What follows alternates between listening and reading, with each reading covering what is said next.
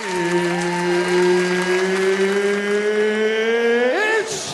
time! What's kicking, everybody? Welcome back to another episode of Pickin Fights. I'm Keith, joined as always by my friend Tom. Tom, how are you tonight, bro?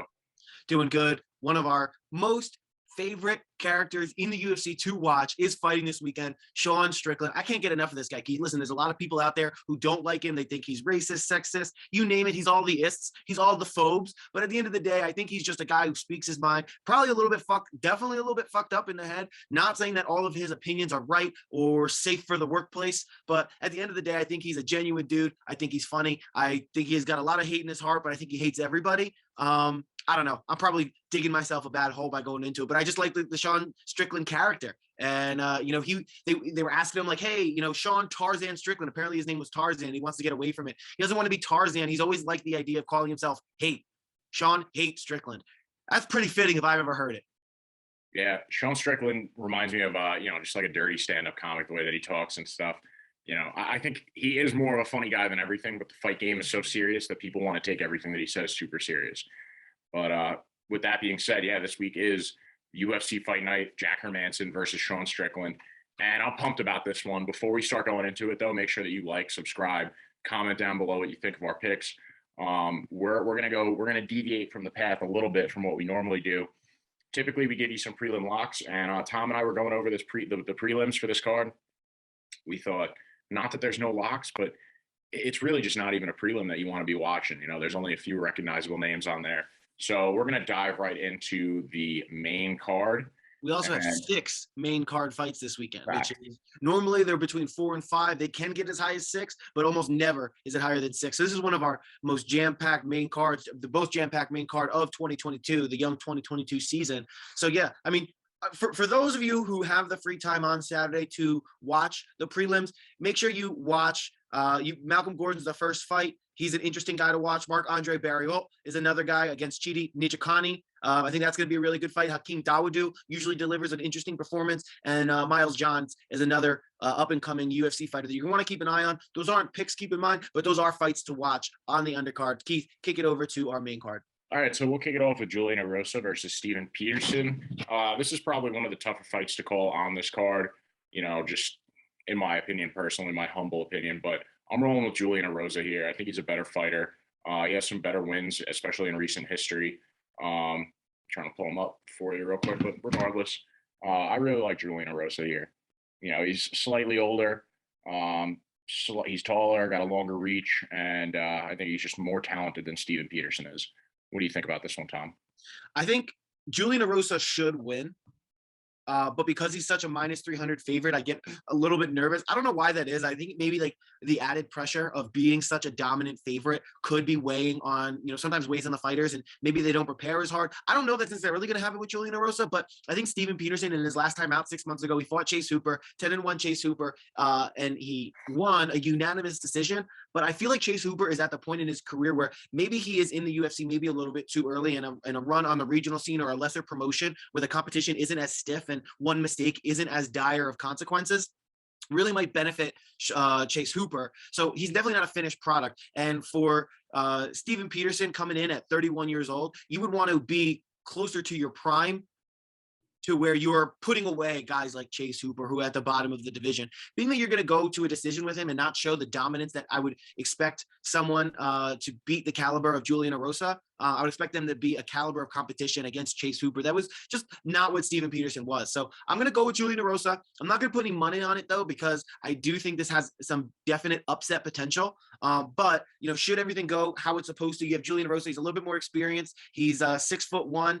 He's 6'1" to Steven Peterson's 5'10". He has a 74.5-inch reach to Steven Peterson's 70. So he's going to have the distance. He's going to have a better striking ability and honestly, a more creative stand-up game as well. Looking over at Topology, 91% of the votes are coming in on Julian Erosa. And again, every time that things are so heavily skewed one way, it makes me proceed with caution. So I'm going to pick Erosa because it's the smart pick, but I'm not going to put any money on it. Yeah, I'm rolling with you. Same logic there. One of my favorite wins of Julian Erosa was the flying knee over Nate Landwehr. So I think stylistically that might be why he's such a heavy favorite, because he pulls out some of those crazy high, flashy moves that we don't really see from a lot of UFC fighters. But then, that's all well and good, right? But you got to imagine what kind of energy that drains out of you. And if Julian Erosa doesn't put this thing away and it gets into the second or it gets into the third, well, we've seen Steven Peterson win long decisions like that and come back and rebound. So, I would say, you may want to take Julian Erosa by the first or do a Steven Peterson maybe by a late round or a decision potentially. Yeah, I like that logic. That's really good. Bless you. So next up, we've got Bryan Battle versus Tresean Gore.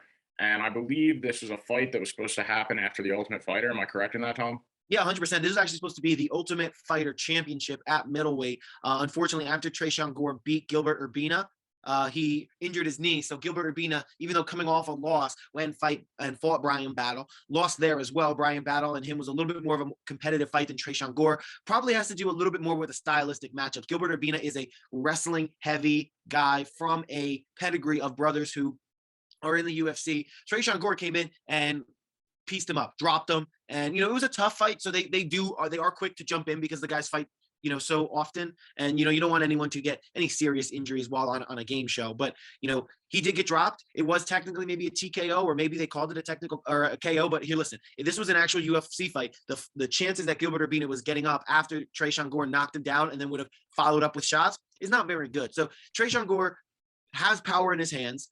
He's a very technical fighter. He doesn't find himself out of position often, and he's going to pick his shots. He's not a volume fighter. Bryan Battle is a little bit more volume. He's lanky, and he has that weird thing that guys sometimes do.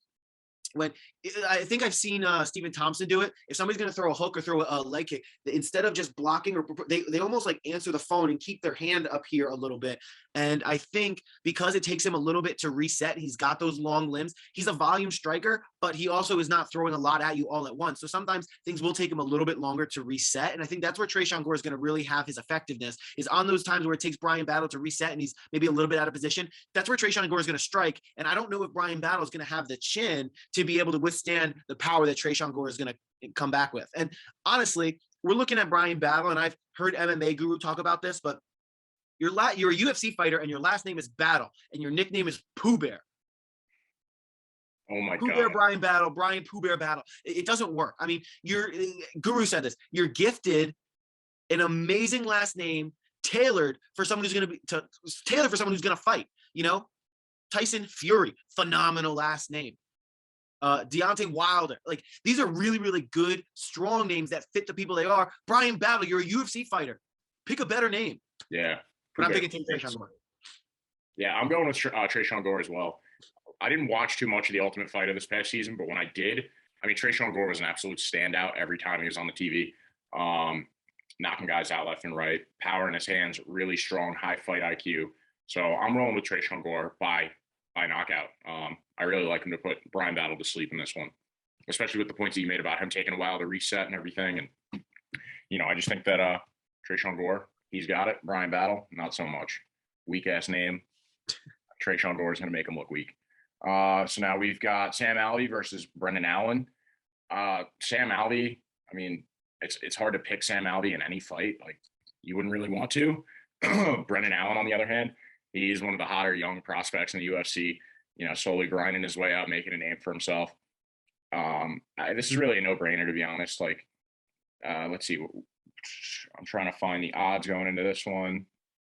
My eyes are broken. Anyway, Sam Alvey is on like a 7-fight losing streak or something at this point, 5, 7, whatever it is. Probably should get his ass cut, but at this point, he's so recognizable in his last 5. Yeah, at this point, he's so just recognizable. He's literally the definition of a can, and Brendan Allen's going to piece him up. I don't think he'll knock him out just because Sam Alvey doesn't really have a history of being knocked out. He's got a really strong chin for such an old, stupid guy. But, I like Brendan Allen to pull this one out by decision. So what do you think? Yeah, I don't know. That's a good. I think Brendan Allen probably wins it maybe 2 rounds to 1. I think he's going to come out fast and probably take the first round.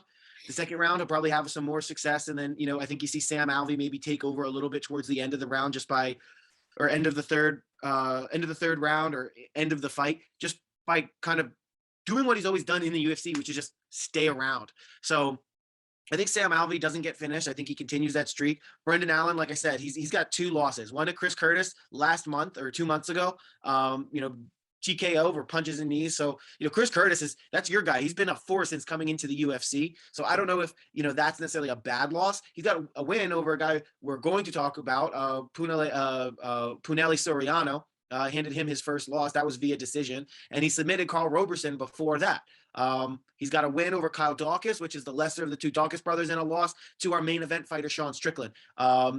So all that being said, Brendan Allen has definitely fought good competition for being, just 26 years old. So you have to imagine that he's getting better every day. I think this is the fight that the UFC makes for him to get him back on that right track.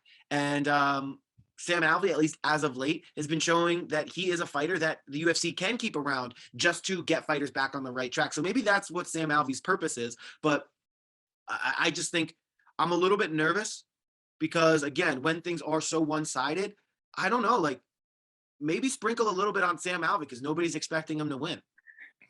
Yeah, no shot. I won't be doing that. I'm taking Brendan Allen all the way. I'm still picking Brendan Allen. I mean, when it comes to my bets and my picks, I'm really, really conservative.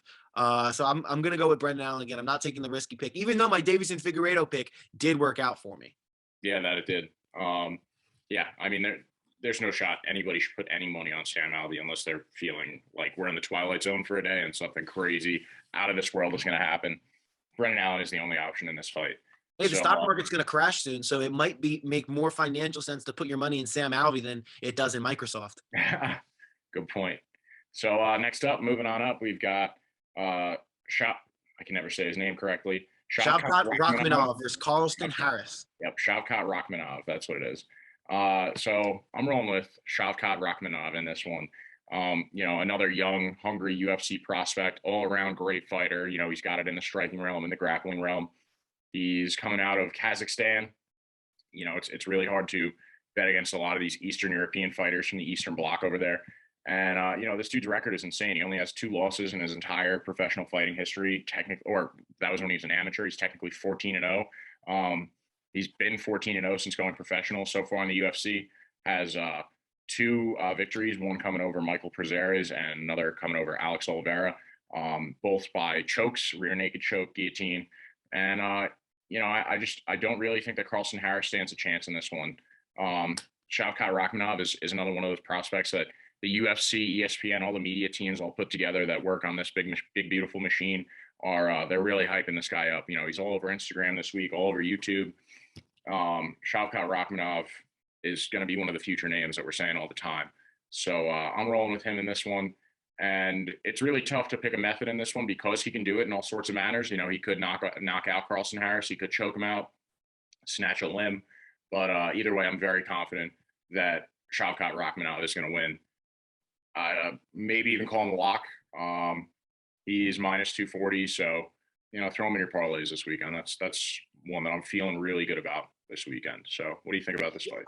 I'm not feeling as good as you are. I mean, Carlston Harris has an ability to put people away, and he's a volume puncher. When we look at his strikes landed per minute, Shavkat Rakhmonov is 2.87 and Carlston Harris is 5.27, basically double the output that Shavkat Rakhmonov has. And remember, this guy, he's from Guyana, but I believe he is fighting out of a Brazilian fight team. Check me on that. But yeah, he's fighting out of Rio de Janeiro, Brazil. Mm-hmm. So that tells me 2 things. Be careful of his kicks and be careful of his jiu-jitsu. His jiu-jitsu, as Chael Sonnen likes to call it. His striking defense is much better than Shavkat Rakhmonov's is at 77% versus 53. His takedowns, he doesn't take people down, but he does have a submission average of 2.7 per 15 minutes with 100% takedown defense. So what does that tell me? If anyone's going to try to get this to the ground, Carlston Harris is adept at working and manipulating and getting finishes off of his back. So that's something that if you are Shavkat Rakhmonov, you want to be cognizant of. And I'm a little bit concerned that Shavkat's maybe going to come in there thinking maybe 14-0, I can handle it. It may be one of those. Again, we have a lot of opportunity to lose a lot of money in these fights because they're so one-sided. And I feel that there's no way that all of the favorites win, right? There's going to be an upset or 2, maybe 3. Oh, yeah. Look at last week or 2 weeks ago, all those upsets. Yeah. So in this one, I think I'm going to go with Carlston Harris taking the upset over Shavkat Rakhmonov. Fair enough. I feel really good about Shavkat Rakhmonov, but after hearing you speak, not so much. Well, listen, Carlston Harris, even though he's kind of flown under the radar, has finishes in defensive submissions. So things that like Darce chokes that come from you being in a less advantageous position potentially, or after a scramble, should I say, for at least as far as it pertains to the Darce choke, usually coming after a scramble or once you get out of a less advantageous position. He has finishes, strikes to ground and pound. He has finishes standing up. So he's dangerous everywhere, just like Shavkat Rakhmonov is. And like I said, when there is such a big discrepancy in betting odds and people on Tapology, we initially always wanted to fade the public. So I think I'm going to go with that one here. I'm going to fade the public. I'm going to go with the guy who's a little bit less well known. And, I think the UFC has had a history of kind of getting some of their fighters that they're trying to promote, get them burned by relatively unknown guys, aka Chris Curtis. So I'm going to go with Carlston Harris here and keep it in the C family. Wow, you might have swayed me. The only thing I can say at this point is I'm torn. Keep an eye out for my blog and, any of our tweets over at pickinwinners.org and at pickinwinners, @_ pickinwinners on Instagram and Twitter. I'll try to keep you updated with what I'm going with at that point. But Tom, you might have just sold me on not taking Shavkat Rakhmonov. Rule number one, if you're going to bet on them, be able to say their name. Yeah. The Nomad. Okay, so next up we've got Punahele Soriano versus Nick Maximov. And I could say Punahele Soriano's name, so I'm rolling with Punahele Soriano. Who do you like in this one, Tom? Yeah, this one where I'm not going to go against the grain here. I mean, I'm going to pick Punahele Soriano. Looking at Tapology, it is a little bit more mixed than some of the other ones, 74%. Thanks, Jits. 74% are picking Punahele. Yeah. 74% taking Punahele Soriano, 26% taking Nick Maximov. Nick Maximov, of course, fighting out of the Stockton Gym, Nick Diaz Academy. He is 7-0 in his professional fight career. He is a wrestling dominant guy, but we've seen him struggle with takedowns in mixed martial arts before. He has the Stockton boxing mentality and ability, but I don't think he necessarily has real power or a well-equipped or well-versed tactic stance. I think he's similar to Nick and Nate Diaz, how, they will give a punch to take a punch.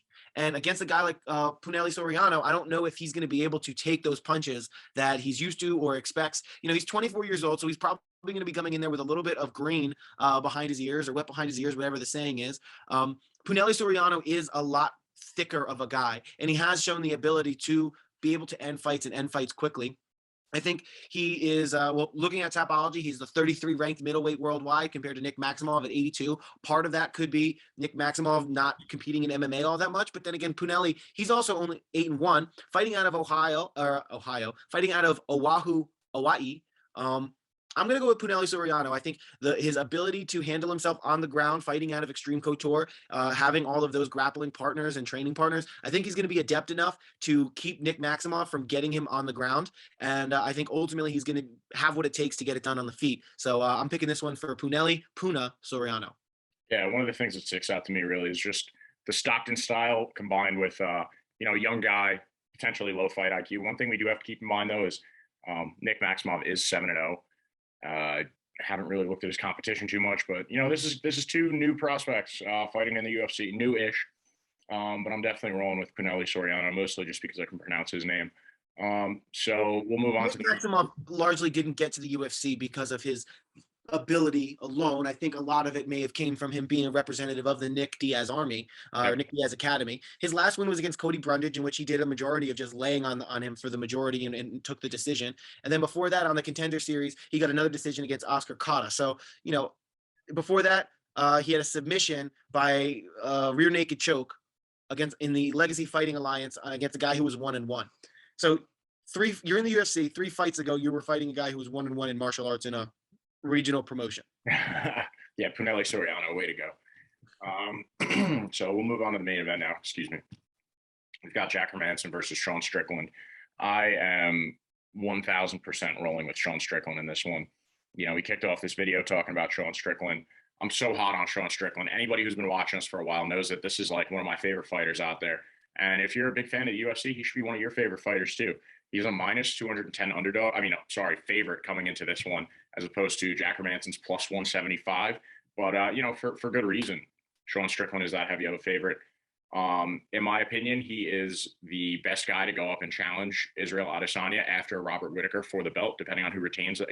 If Izzy retains it or if Rob takes it. I think Sean Strickland has done enough at this point to, maybe get a fight against Vittori or a Paulo Costa, and then work his way up against Izzy. But regardless, he's the number 5 in the division. He's got the boxing. He's got this extreme tenacity when he's in the octagon, where, he'll be talking to guys, like, especially back when it was, let's go, Jack. Yeah, Apex time, no fans. You could hear everything, screaming at his opponents, like, I'm trying to put you to sleep. Why is your chin made of iron? Shit like that. Sean Strickland is so entertaining. He's so much fun. And when he ultimately does become the champion of the middleweight division, the world is going to erupt. It's going to bring so many eyes to the UFC. And I think he's got the skills to do it. He's got the skills. He's got the chin. And I think that, he pieces up Jack Hermansson for 5 rounds and wins it ultimately by decision this weekend. What do you think, Tom? Yeah, I'm thinking a lot about this. And I think it was Brendan Allen who was fighting, because you have a booger in your nose, and then proceeded to knock him out. Like, just really hilarious. Or maybe, you know what? I might be thinking of somebody else. Either way, Sean Strickland, he's a talker in the cage. I think it's really enjoyable to watch him fight. And he's got a really weird stance where he stands up tall and he kind of walks forward at you, but you're not going to catch Sean Strickland really out of position that much for that exact reason. And a lot of people, I think the best part of his game might be his ground game. He trains a lot with Khamzat Chimaev. And people say that they go back and forth, when it comes to wrestling. And I think that's, as we're learning, that is a huge feather in the cap of Sean Strickland, that, he's kind of like a, one of those grappler turned knockout artists where, the best part of my game I don't use because I just like standing up and fighting. Jack Hermansson, we saw him get manhandled by Khamzat Chimaev in a straight grappling bout, right? Or it was in a wrestling bout, and Jack Hermansson is more of a freestyle grappler. So you can say that maybe the rules of engagement weren't tailored to Jack, but, I don't think that Jack is really going to have anything for Sean Strickland on the ground. And, we haven't seen Sean Strickland on the ground, and I think Robert Whitaker put it best when talking about Izzy Adesanya, because it's fucking hard to get these guys to the ground. Like, it's not like other people have had otherworldly ideas, but, oh, let me just get him to the ground. Why didn't I try that? Like, oh, duh. They've tried to get him to the ground. They just can't, because Sean Strickland, like we've seen, or look, let's put it this way. Khamzat Chimaev would train, I think he trains out of a similar gym out of Sweden. So he's training partners with Jack Hermansson. Mm-hmm. Khamzat Chimaev will fly to the United States to train with Sean Strickland when Jack Hermansson is in his gym. Yeah. What does that say about the caliber of training provided by Sean Strickland as compared to Jack Hermansson, that Khamzat Chimaev is going to fly across the Atlantic Ocean to train with Sean Strickland and go back and forth? It tells me that Sean Strickland probably Hermansson won't have any answers for Sean Strickland on the ground. I don't think Jack Hermansson is going to dominate Sean Strickland on the ground if he does get it there. And I think Sean is going to be a typical Sean Strickland fight. He's going to walk forward and he is going to piece up Jack. I think we probably get a, come on, Jack, let's fight, Jack. Sean Strickland, he makes it very known what he's going to do and what his goal is when he goes in there. He wants to punch you in the face. He'll maybe mix up a couple body shots. Maybe he'll throw a leg kick every here and there just to keep you on your toes. But ultimately, he's throwing hooks and he's throwing jabs and he's throwing straights, and they're all coming at your chin. And Jack Hermansson better be prepared, because I don't think he's going to be able to get Sean on the ground. And if that's his path to victory, I think it's going to be a painful night for Jack Hermansson. I'm going with Sean Strickland. Yeah. How do you think he's going to win it if you had to pick a way? Decision. Yeah, absolutely. I think one of the biggest things, that you mentioned, training with Khamzat Chimaev, that benefits Sean Strickland as well, is that he really has no allegiance to any gym. He trains at Ruka, but, he bounces all over the place too. Like, he was just training with Dominic Reyes. And, I think that all these things present a major advantage for Sean Strickland as opposed to Jack Hermansson, who, Sean Strickland is going to make him look stupid for 25 minutes on Saturday. So I'm glad we're in a concurrence with that one. Do you want to run down our picks real quick before we close out this video? All right, so I have Sean Strickland, I have Punahele Soriano, I have Carlston Harris, I have Brendan Allen, Tresean Gore, Julian Erosa. Yeah, I've got Sean Strickland, Punahele Soriano, Shavkat Rakhmonov, Brendan Allen, Tresean Gore, and Julian Erosa. So, guys, thank you all at home for watching this. Make sure that you're watching these fights. Tail us, let us know on Twitter if you are tailing us or if you're fading us and how that works out for you. Our Twitter handles are down here, or you could tweet @_pickinwinners. Check out our website. Check out all the rest of the videos down below. And on our website now too, lacrosse season is back. So Tyler is back posting lacrosse blogs and giving out picks for those. So check it out, guys. Thanks for tuning in.